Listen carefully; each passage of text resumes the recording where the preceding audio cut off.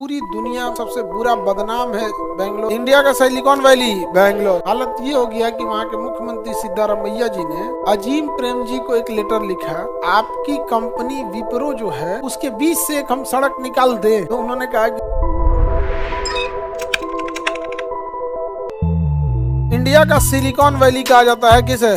Bangalore. India का silicon valley Bangalore. मतलब IT industries, electronics चीजें को सब क्या कहते हैं? सिलिकॉन इंडस्ट्रीज कहते हैं, इसलिए इसे सिलिकॉन वैली कहते हैं। जैसे ड्रोन जो है, ड्रोन वो तार लगा हुआ है या रिमोट कंट्रोल से चल रहा है? रिमोट कंट्रोल से चल रहा है। यहाँ पर रिमोट कंट्रोल से जो भी चीज चलता है वो इलेक्ट्रॉनिक चीजें होती हैं, इसमें वायरिंग सिस्टम। तो ये भारत का इलेक्ट्रॉनिक सिस्टम कहाँ से कंट्रोल होता है? बेंगलोर। जितना एप्लीकेशन वगैरह है सब कहाँ से बनता है? बेंगलोर से। तो यहाँ भारत में सबसे ज्यादा एप्लीकेशंस वगैरह का निर्माण कहाँ से होता है? बेंगलोर से होता है। कहाँ से होता है? बेंगलोर से होता है। किसी को दिक्कत? तो बेंगलोर है आईटी सिटी होता है भारत का। बहुत बड़ी बड़ी कंपनियां हैं यहाँ बेंगलोर में, खास करके आईटी की। आजकल इंफॉर्मेशन टेक्नोलॉजी बहुत जरूरी हो चुका है आईटी का, ताकि पता चलना चाहिए कहाँ क्या चीजें चल रही हैं, क्या नहीं चल। अब कल छोटे छोटे एप्लीकेशंस आ गए हैं हर काम के लिए। क्या आ गए हैं सर? एप्लीकेशन आ गए हैं। अब तो खाना बनाने के लिए वो भी आ गया कि कितने लोगों का खाना बनाना है, आप उस पर क्लिक कर दीजिए, क्या बनाना है वो इंग्रेडिएंट बता देगा आपको कि इसमें क्या क्या चीजें लगेंगी। सारा चीज अपने से क्या कर देगा? शॉर्ट लिस्टेड करके बता देता है। आगे बढ़े, किसी को दिक्कत? तो अब ये आईटी सेक्टर के लिए बहुत प्रसिद्ध। अभी ये शहर एकदम कंजस्टेड हो गया है। अभी ये शहर क्या हो गया है? इतना कंजस्टेड हो गया है कि पूरी दुनिया, इंडिया में सबसे बुरा बदनाम है बेंगलोर अपने जाम लगने के लिए। इतना जाम लगता है। हालत ये हो गया कि वहाँ के मुख्यमंत्री सिद्धारमैया जी ने अजीम प्रेम जी को एक लेटर लिखा कि आपकी कंपनी विप्रो जो है उसको हम लोगों ने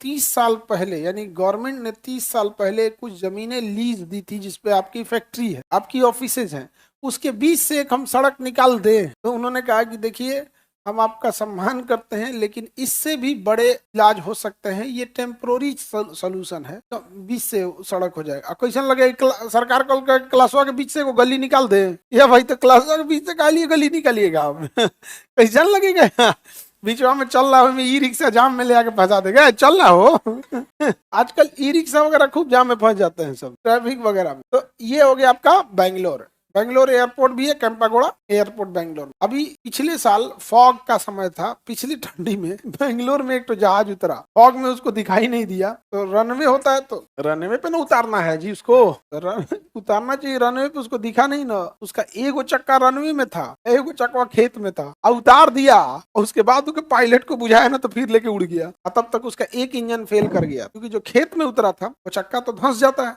तो धंसेगा तो इंजन लटका होता है, दो ड्रम जैसा दूगो लटका रहा, तो वही इंजन है उसका। एक इंजन फेल हो गया, उड़ा ले गया एक के इंजन के, फिर वापस घुमा के लाया, फिर उतार। आजकल हवाई यात्रा को पता नहीं क्या हो गया, बहुत डिस्टरबेंस हो गया। और अब तो कोहरा का दिन आ गया और खतरनाक। जैसे जो बड़े एयरपोर्ट होते हैं वहाँ ILS सिस्टम लगा होता है, और ILS सिस्टम में भी कैट 3 ILS सिस्टम कितना भी कोहरा रहेगा तो उतार ले आता है। और पटना एयरपोर्ट इतना छोटा है, यहाँ ILS सिस्टम ही नहीं लग पाएगा। लगा है तो कैट 1 लगेगा, खूब से खूब कैट 2 कैट 3 यहाँ नहीं लग पाएगा। कैट 3 कैटेगरी को कैट बोलते हैं शॉर्टकट। तो दिल्ली में कैटेगरी 3 का ILS सिस्टम, कोहरा कितना भी रहेगा उतर जाएगा।